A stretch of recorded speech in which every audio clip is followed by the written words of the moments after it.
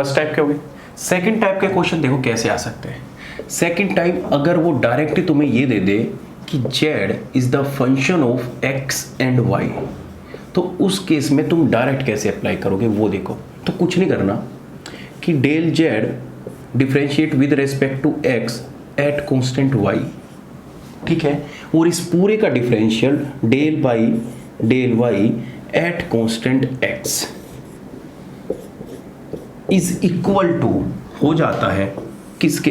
देखो पहला एक्सप्रेशन कैसे लिखा मैंने, क्या किया, डेल z को x के साथ डिफरेंशिएट किया और y को कांस्टेंट रखा, फिर इस पूरी होल टर्म का मैंने y के साथ डिफरेंशिएट किया और बाहर किसको, x को कांस्टेंट रखा। तो इसका अपोजिट इक्वल हो जाएगा कैसे, कि हमारा हो जाएगा कि del z with respect to del y at constant x, बाहर क्या आ जाएगा डेल x और बाहर कांस्टेंट क्या आ जाएगा y। अगर ये दोनों चीज इक्वल हो जाती है तो वो एक स्टेट फंक्शन है, वो एक स्टेट फंक्शन है और वो एक एग्जैक्ट डिफरेंशियल है। बस ऐसे क्वेश्चन बहुत आते हैं जैसे अप्लाई करना सिखा रहा हूँ।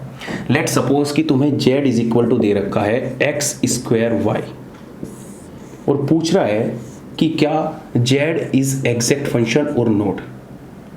Is z is the exact function, is z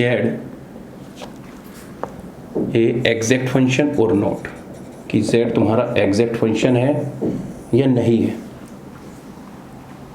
तो कैसे करोगे, सिंपल सा तुम्हारे पास एक फंक्शन दे रखा है, इस वैल्यू को इसमें पुट करो और डिफरेंशिएट करो। जैसे पहला देखो डेल y मुझे क्या निकालने, तीन डिफरेंशियल निकालने हैं। सबसे पहले निकाल लो del z by del x क्या होगा। तो जब मैं इसको x के साथ डिफरेंशिएट करूंगा, डिफरेंशिएशन मैंने तुम्हें सिखा ही रखा है, तो x के साथ डिफरेंशिएट करूंगा तो del X square Y upon में डेल एक्स होगा और डिफरेंशिएट करने के बाद कितना आ जाएगा 2xy आ जाएगा, राइट। ऐसे ही अगर del z by del y पूछ लेता हूँ तो वो कितना आ जाएगा, जब उसके साथ डिफरेंशिएट करोगे y के साथ तो x स्क्वायर आ जाएगा, राइट और रॉन्ग। अब इस इक्वेशन में अगर मैं पुट कर दूँ, पुट करके कितना आ जाएगा del y by del y और यहाँ पे इस पूरी की वैल्यू कितनी आई है 2xy, ठीक है, एट कांस्टेंट क्या हो गया बाहर x is equal to del y by del x। इस del z by del y की वैल्यू कितनी आई है x स्क्वायर, ठीक है, और बाहर कितना आ गया y। अब मुझे y के साथ इसको डिफरेंशिएट करना है, तो डिफरेंशिएट जब करूंगा तो कितना आ जाएगा 2x, y से y कट जाएगा, कांस्टेंट बाहर आ जाता है, इक्वल टू जब इसके साथ x के साथ डिफरेंस करूंगा तो कितना आ जाएगा 2x। तो इसका मतलब 2x इक्वल टू 2x आ गया कि जो मैंने ये z equal to X square Y लिया था एक स्टेट फंक्शन है। Yes, is it a state function. तो इसके लिए आंसर कितना हो जाएगा, यस। कर लोगे तो डिफरेंशियल है। ऐसे ही अगर तुमसे पूछ ले कि वॉल्यूम एक स्टेट फंक्शन है, right, how will you prove कि volume is a state function. तो कुछ नहीं, आइडियल गैस इक्वेशन लगाओ, करके नहीं दिखा रहा हूँ, बस मेथड बता दिया तुम्हें, एक फंक्शन पे लगा के दिखा दिया, सबके लिए खुद ही लगा लोगे। तो कुछ नहीं, ये चीज़ याद रखना, और याद क्या रखना, तुम चीज़ें सीख चुके हो। x और y का फंक्शन दे रखा है, z को x के साथ रेस्पेक्ट में करो y के, और फिर एक बार y के रेस्पेक्ट में कर दो, एक बार x के, एक बार y के, एक बार अंदर बाहर, एक बार बाहर, बस यही तो करना है। एक बार x अंदर y बाहर, एक बार y अंदर x बाहर।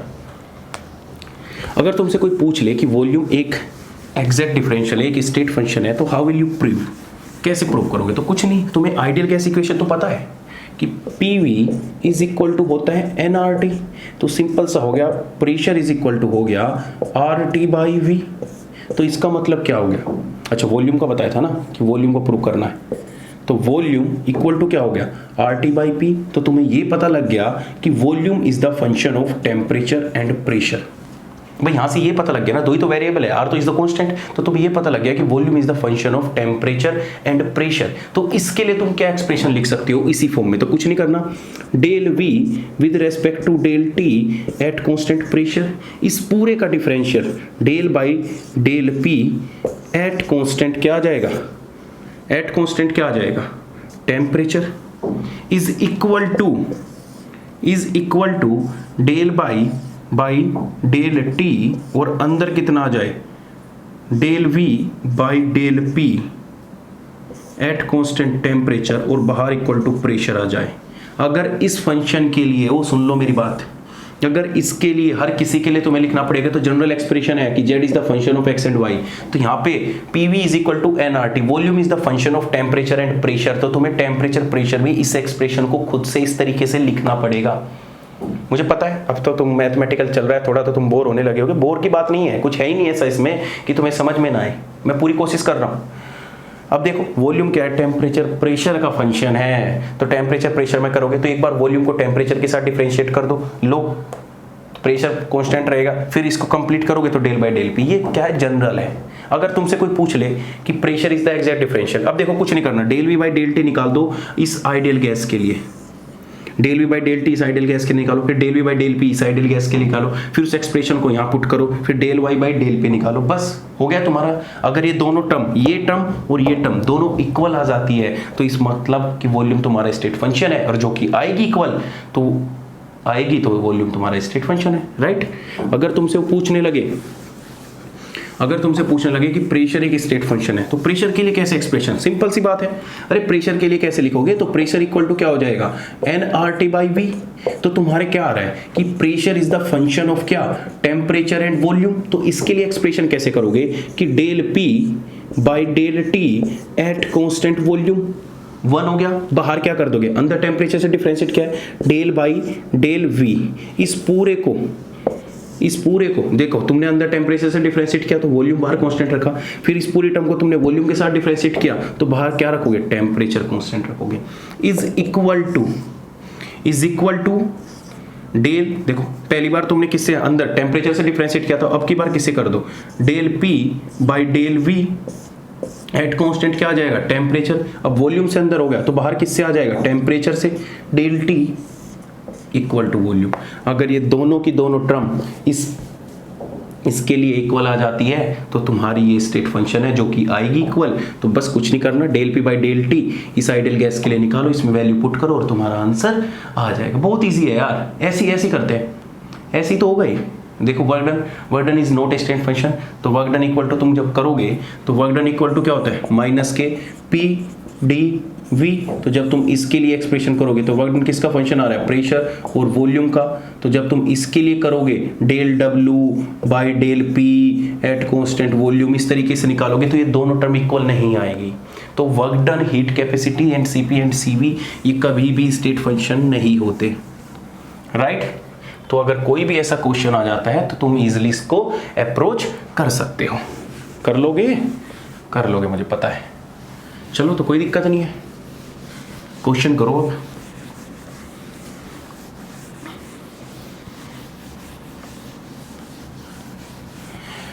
क्वेश्चन देखो क्या आया था, नेट में क्वेश्चन आया था, अरे मर गए, नेट में क्वेश्चन आया था, ठीक है तो करो, देखो क्वेश्चन नंबर फर्स्ट ट्राई कर लेना, क्वेश्चन लिख रहा हूं मैं। क्वेश्चन क्या है, the exact differential of DF, question लिखो, the exact differential of DF, the exact differential of DF, इस तरीके से DF of a state function, F is the function of x and y among the following is,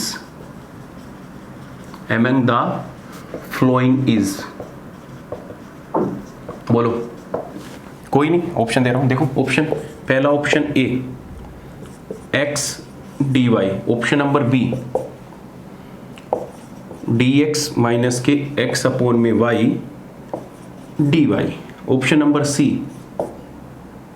y dx minus के x dy, option number D 1 upon में y dx minus के x upon में y square dy।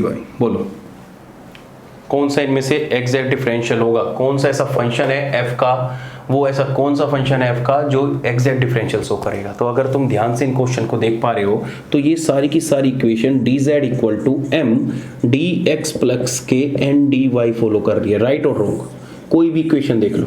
तो इस equation में तो एक term नहीं है तो ये ऑप्शन तो हो ही नहीं सकता, राइट। अब बची ये तीन ऑप्शन, तो इनके ऑप्शन में इसमें इधर m लिखोगे m dx प्लस के एन डी वाई, इसमें एन इक्वल टू क्या है एक्स बाई वाई, तो हर इक्वेशन के लिए क्या लगा दोगे del M by del Y at constant X equal to क्या लगा दोगे del N with respect to X at constant Y. हर इक्वेशन के लिए लगा के देख लेना, जिसके लिए इक्वल आ जाए वही तुम्हारे एफ का फंक्शन है और तुम्हारा आंसर होगा इसमें डी। लगा के जरूर देख लेना मेरे भाई, कभी आंसर ये क्वेश्चन रिपीट नहीं होते, नेट का क्वेश्चन है प्रीवियस ईयर का, ठीक है कर लोगे, बहुत सिंपल है। चलो फर्स्ट क्वेश्चन हो गया। सेकंड देखो,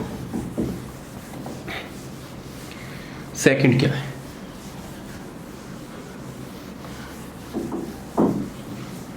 सेकंड देखो, ये भी क्वेश्चन है, बहुत बढ़िया क्वेश्चन है, ऐसे क्वेश्चन टीएफआर में पूछे जाते हैं। क्वेश्चन देखो क्या है, in the stretching of a rubber band, question लिख लो, in stretching of a rubber band, question in stretching of a rubber band given है कि डीजी इज इक्वल टू दे रखा है V D P minus K S D T plus K F D L, right.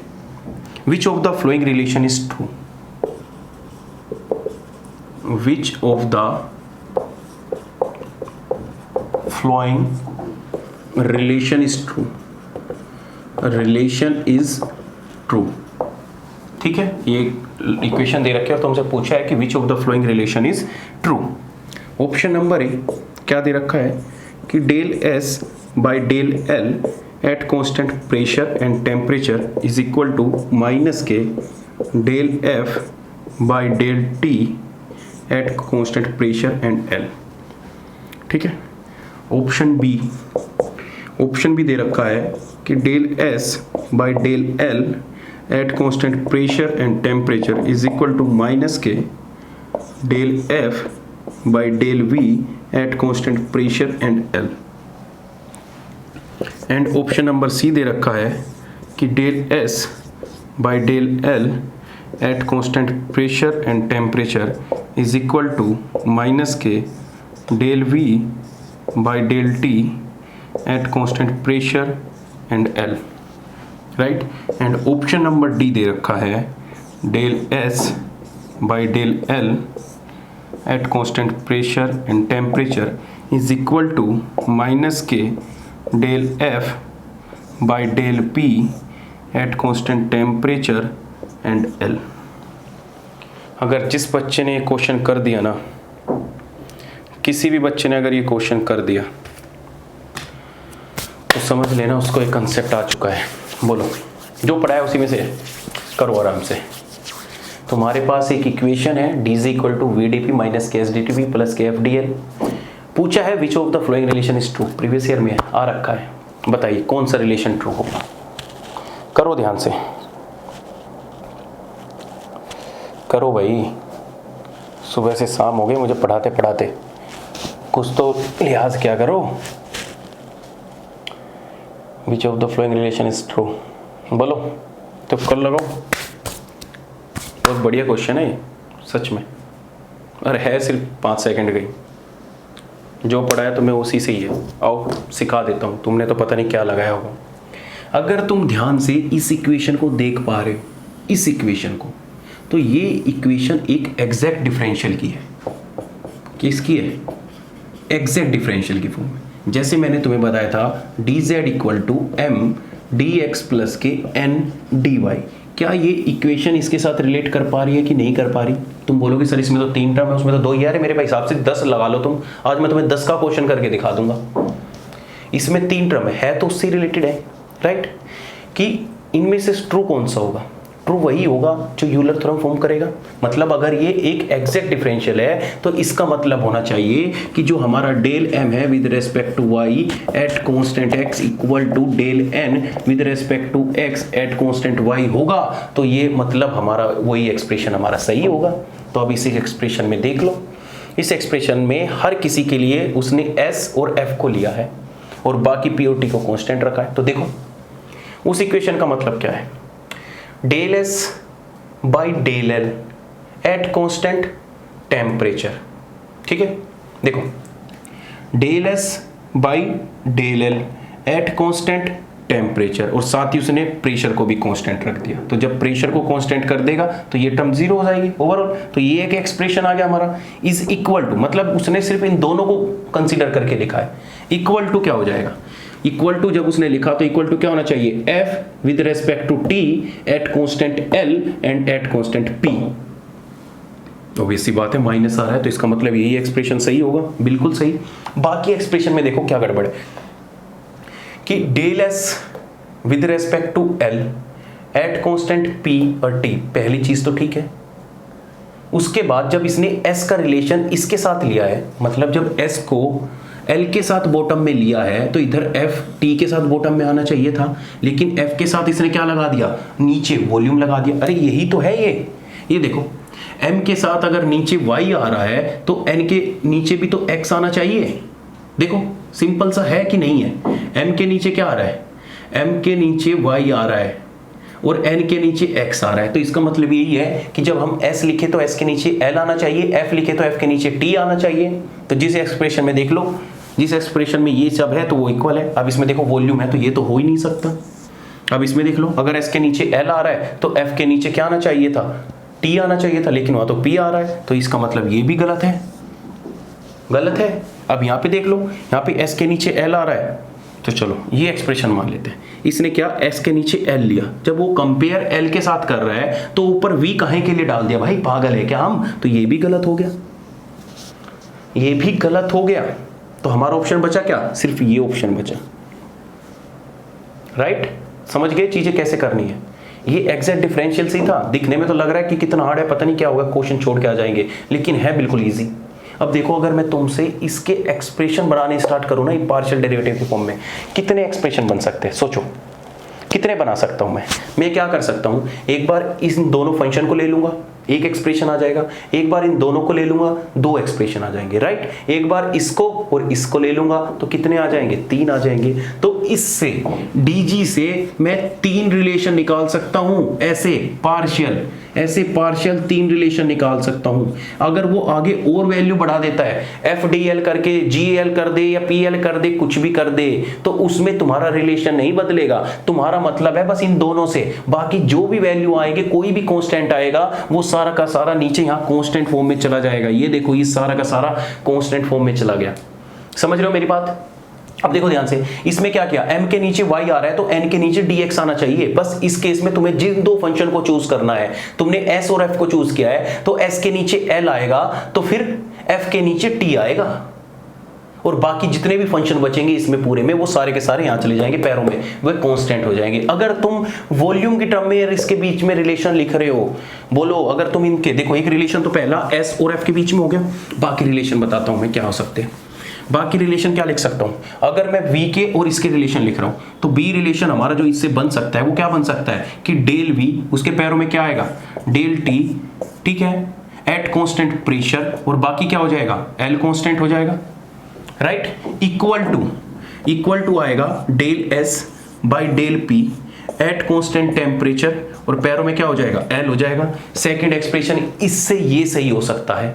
c क्या बन सकता है, हमने s ऊपर ले लिया, f ऊपर ले लिया, हमने v ऊपर ले लिया, s ऊपर ले लिया, दो एक्सप्रेशन हो गए। तीसरा क्या बन सकता है, जब मैं f और v का एक्सप्रेशन लिखूं, मतलब इन दोनों का लिखूं, तो जब इन दोनों का लिखूंगा तो नीचे टेम्परेचर कांस्टेंट चला जाएगा। तो लोग पहले तो नीचे टेम्परेचर कांस्टेंट ही रख दो। तो पहले क्या करूं कि del v by del L at constant क्या हो जाएगा, del v by del L at constant, नीचे टेम्परेचर आ जाएगा और एट कांस्टेंट प्रेशर आ जाएगा, इक्वल टू क्या हो जाएगा, del f with respect to del p at constant l and p। इससे ये तीन एक्सप्रेशन बन सकते हैं, और जो तीनों के तीनों सही है। पॉइंट क्लियर आ रहा है मेरा? तब तुम्हें एग्जाम में कैसा भी क्वेश्चन आ जाए, चाहे आगे वैल्यू 10 कर दो, डरने की जरूरत नहीं है। समझ रहे हो, डरने की जरूरत नहीं है, चाहे तुम्हें 10 वैल्यू कर दे, इजीली तुम इसको अप्रोच कर सकते हो। क्लियर है? तो ये तुम्हारा था स्टेट फंक्शन से। क्वेश्चन करोगे, और क्वेश्चन करोगे? चलो एक क्वेश्चन और कर दो, बस एक क्वेश्चन लिखो। If u is a function of volume and temperature, ये कराऊंगा नहीं मैं, होमवर्क दूंगा, खुद कर लेना।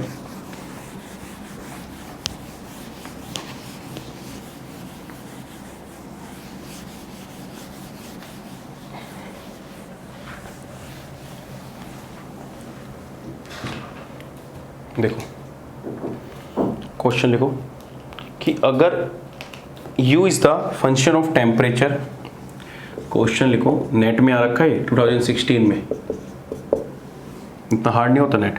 u is the function of volume and temperature. If u is the function of volume and temperature, तो what is the value of del u by del t at constant pressure is equal to, ठीक है, if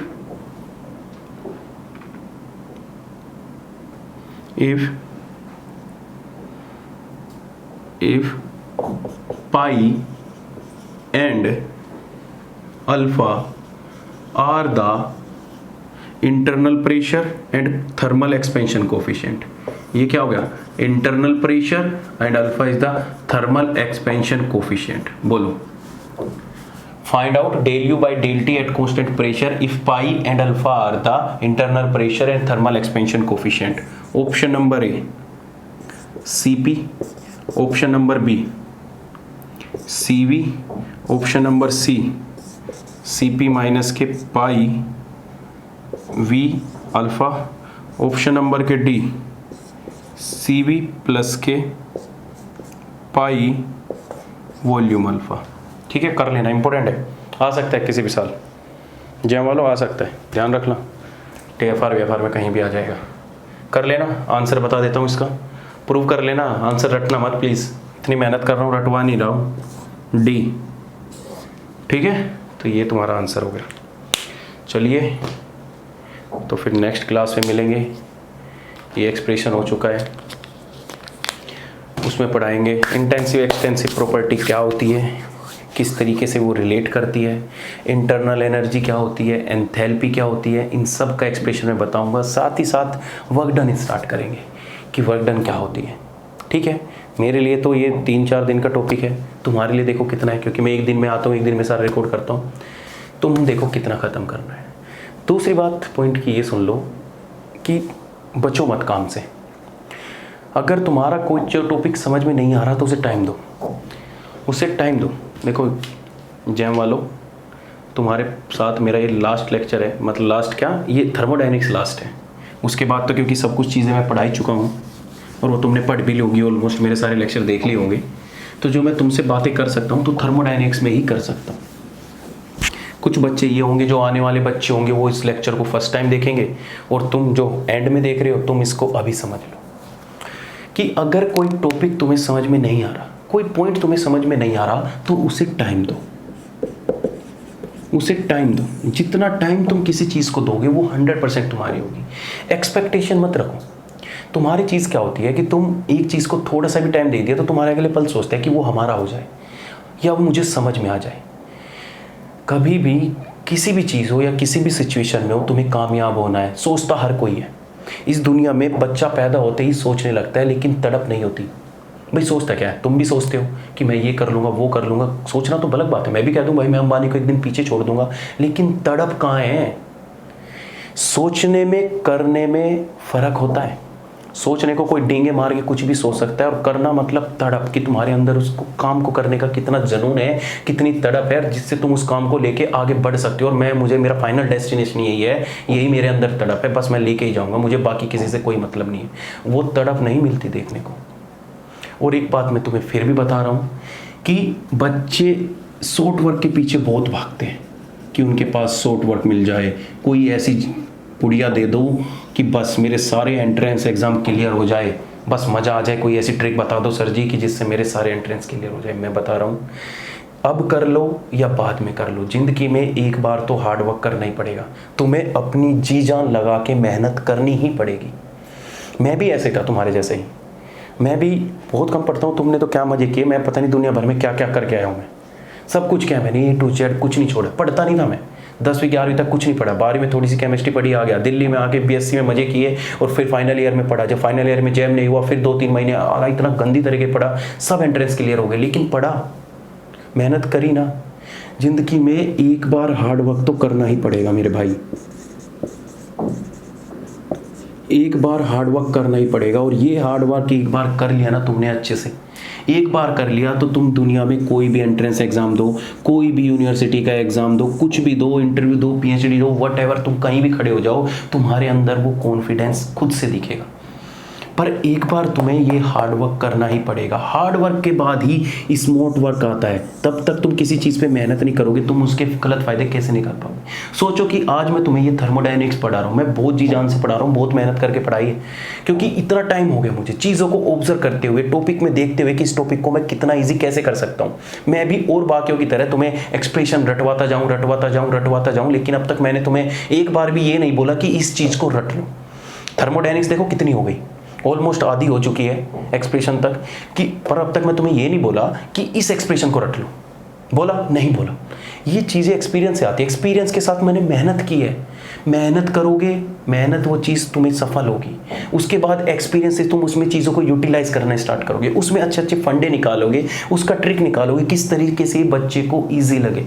in future तुम्हें भी कहीं ना कहीं teacher बनना होगा, कहीं ना कहीं पढ़ाना होगा, राइट। तो उस टाइम पे तुम याद तो करोगे मुझे, क्योंकि काश हम उस टाइम पे हार्डवर्क कर लेते, या हमने उस टाइम पे जी चुरा ली, धामा सर की बात नहीं सुनी और हम ऐसे मज़े में करके और निकल लिए। पागल समझा धामा सर तो पागल बना रहे। लेकिन मैं बता रहा हूँ, एक बार हार्डवर्क कर लो, कुछ नहीं, 4-5 महीने हैं, अब भी लग रहे हो 9 सितंबर चल रहा है ना, अक्टूबर, नवंबर, दिसंबर, जनवरी, 4 महीने हैं। 4 महीने मेहनत करो दबा के, जितनी तुम कर सकते हो। मेहनत उसे बोलते हैं कि जब तक तुम्हारे अंदर से ये आवाज़ ना आ जाए कि हाँ मैंने पढ़ लिया। कॉन्फिडेंस खुद आता है। कॉन्फिडेंस किसी के कहने से नहीं आता कि सुंदर माहेश्वरी के 4 लेक्चर देख लिए और वो you can do it, you can do it, you can do. अरे करेगा कौन?